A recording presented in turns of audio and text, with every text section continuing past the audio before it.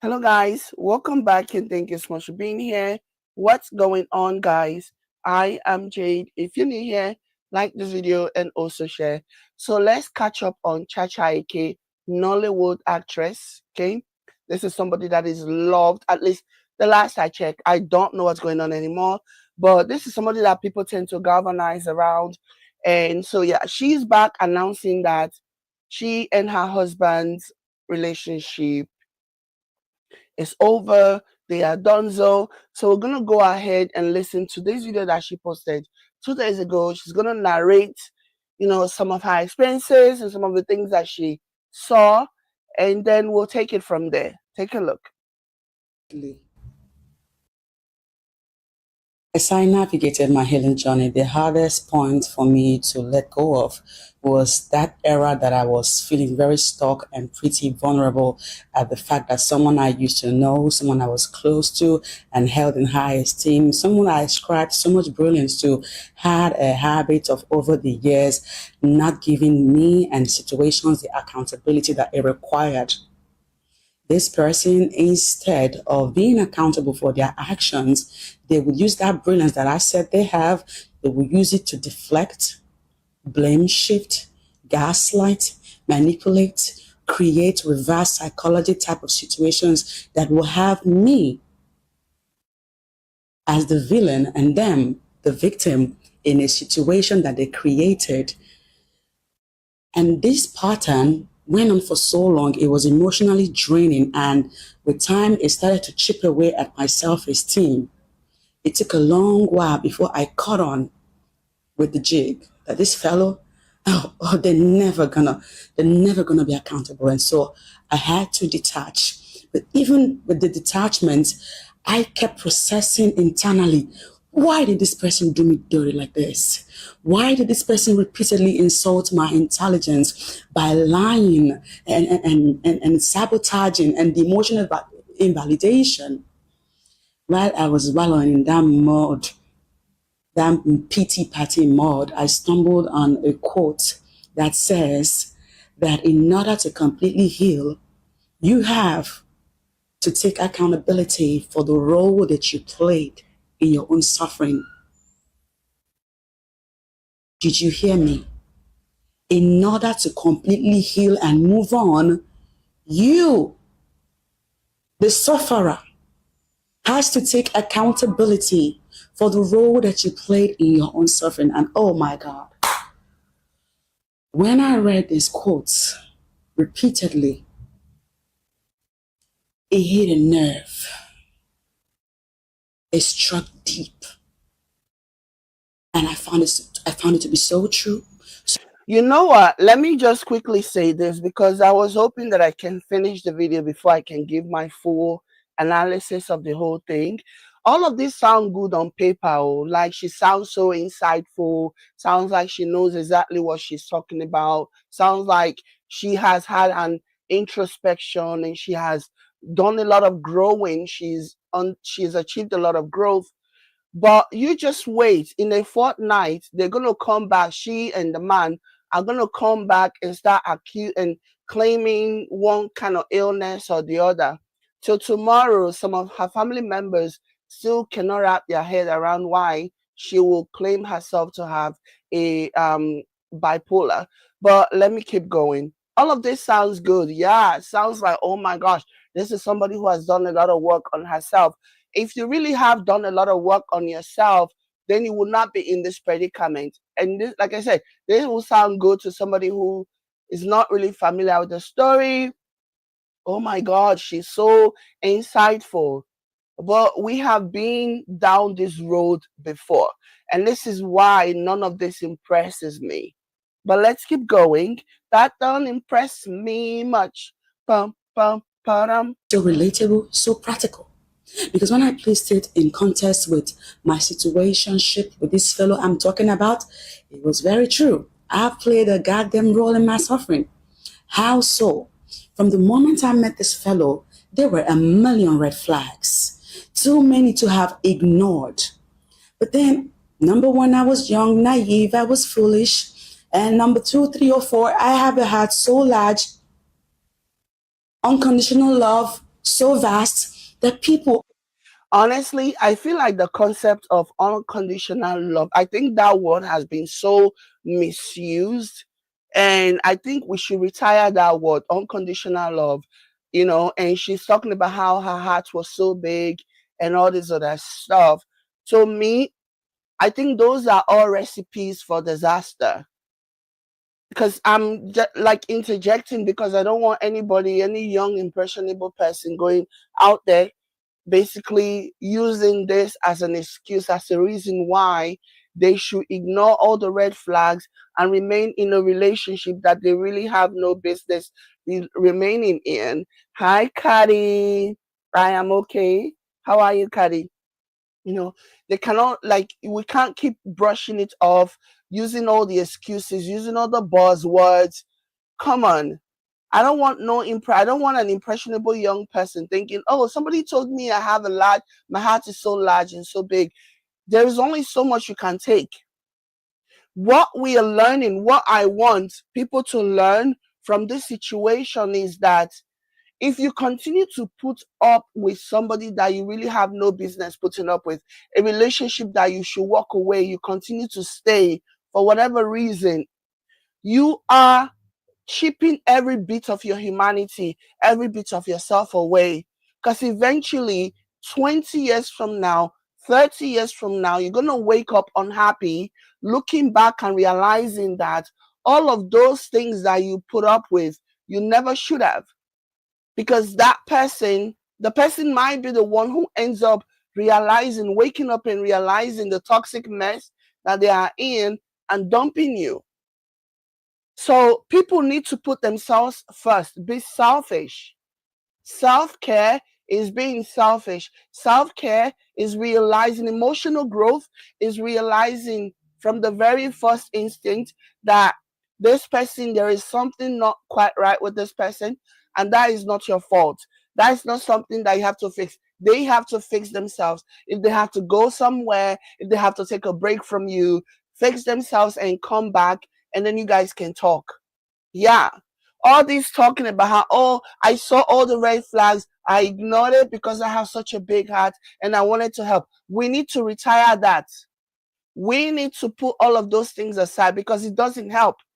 You just wake up one day, 10, 20, 30 years later, realizing that you made a big mistake that you cannot go back and correct. And now you are stuck, miserable, sad, wishing you could turn back the hand of time. Like you're kicking the goalpost, like you're kicking things to the next post every time you should move on. We need to stop doing that. We need to start thinking about ourselves, honestly. Always have a way of translating my emotional strength for weakness. And then what do they do afterwards? Oh, they turn me into a doormat, drag me around like a fool. And this is a level of insecurity that for some of us, it stems from the kind of upbringing or society that we were raised, where we were bullied into silence or ignored, so much so that we had no choice but to work hard for attention. Even when we were in the right, we were forced to agree to be wrong just to let the peace. When I heard that quote, that apology that I wished this fellow would have given me for all the many, many nonsense, that closure that my soul was seeking, I took the apology and the closure, I gave it to myself. I said, Cha, oh girl, you don't mess up bad. Yeah. And then that was when healing started. People are always going to be people, but you can be you. You can take care of you. How do you do that? By enforcing strong boundaries. You teach people how to treat you by what you allow. You tolerate their bullshit one time, two times, many times. You are clearly using unspoken words, telling them, I'm fine with whatever you do to me. Just go ahead and do with me whatever you like. And honey, they gonna. And when you get to a point where you can take it no more, you start to try to fight off. You try to resist the emotional bully. What do they say? They say you become bad. You've become terrible. And continually they will push the narrative that you are the villain and them the victim. It's a fucking mind game. You may be familiar with the concept of inferiority complex. There are people that parade about the place with a superiority complex, those ones that are never wrong. Even when it's glaring that they're stupid, but they will never agree. Their ego will get them to a point of no return. They will blame, and they live in a delulu land. And that's fine, they can be there. But you snap out of your delulu that fellow is gonna change, because they're never gonna. Instead, they mess you up, have you mentally fucked up. Somebody needs to hear. Have you mentally effed up to the point where you will be claiming a disorder that you do not have? Again, back to what the whole thing where she claimed that she had bipolar after she came out to announce that she was leaving the husband. You know, she was tired of this relationship. She doesn't want to do anymore, blah, blah, blah. And then later on, she came back and basically agreed, at confessed or revealed that she supposedly had I don't want to say that word again, because of how sensitive it is. But she claimed that she had the BP la. Okay. Even her brother was so offended by that. Her brother was like, the entire time that we were growing up, you never had this. Now, I'm not saying that she didn't really have it. I'm not saying that maybe the brother was, telling the truth or whatever. But I see how, in a bid to protect this person's image, because everybody acts like this guy is such a nice guy, he's so wonderful. So I see how she can be manipulated into changing her mind about what she was accusing him of. I see how she can be manipulated into agreeing to take the blame by blaming this mental illness for something that she should not, that she didn't even have, you know. And we know that people are diagnosed all the time, even though maybe she was in fact diagnosed. But we don't know the intentions behind that diagnosis. Anyways, I just remember her brother being so disappointed when she came out and she claimed that she had a mental illness. From my mouth, through my experience, that what you allow is going to continue. And moving forward, having apologized to myself, I know better. I know better what to expect from people, what to tolerate and what not to. And same goes for you.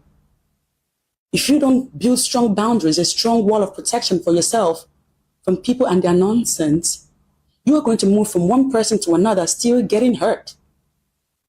So learn the lesson, grow, heal, and thrive. I hope this helps. Okay, so that was the video, and this is what she posted today. This was from yesterday. She posted this yesterday, this video, and today this is what she posted, basically announcing that hold on. Okay. So she wrote this and she says, I have watched the life I built fall apart in front of me and still got up the next morning to keep going. I've watched a child I birthed and nurtured die. I've lost my parents suddenly to death. I've said goodbye to the man I thought would grow old beside me, because love without respect isn't love at all. I have carried struggles, heartbreak, disappointment in one hand and responsibility in the other. And still I rose, still I hope. That kind of strength, it's earned, and I learn every scar. Life is 100% what happens to you and 90% how you react to it. So she's basically announcing that she's done and she's moving on with, like she thought she was going to grow up with the guy and blah, blah, blah, blah, blah, blah.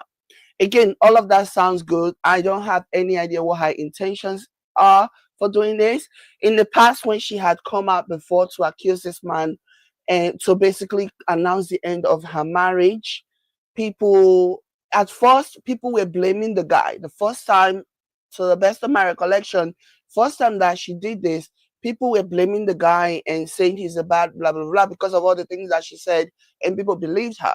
But then when she came back and basically admitted that she had some type of mental, and then people started to look at the guy like a saint, because even the things that she said, she talked about how this guy has been her rock, how he has been this and that and the other to her. Okay, painting him basically painting him to be a saint. And like, how do you even address that moving forward? And honestly, the reason why I'm even addressing this is because I don't want this to be a situation where, God forbid, something happened and then I will have to live with the fact that, oh, I did not believe her at this time. But this has happened so many times that it really will make you question certain things. And I do hope that all these things that she's saying, this what's the word I'm looking for? This enlightenment, this newfound enlightenment. I do hope that she sustains it. I do hope that, because regardless of what, okay, there are people who have bipolar and are still able to stay married, okay, but there has to be a catalyst. It seems to me like the husband is the catalyst for all of this. But because she had once come out to basically recant everything that she said, walk back everything that she said, now a lot of people are having a hard time believing her. And instead, they are defending the man. And even in the comment section, you see these people basically talking about how this man was her savior, this man helped her, this man this, and this man that. So people are more likely to take his word over hers. He doesn't even need to know anything anymore, because she's already done the work for him when she came out that time and basically said that, oh, she's the one who has an illness that is causing her to do the things that she does. She doesn't even, that one has been stored in a vault. Okay, that anytime she comes out and lashes out, internet in laws will just open the vault and present her words, what she actually said to her. It is unfortunate, but I do hope that she get healing. And people need to understand that it's okay. Marriage is not a do or die. It is not meant to be a do or die. If it's no longer working for you, it's 2025, honeys, walk away. But that's my 2 cents on this story. Let me know what you guys think. Like and share. I will catch you later. Bye.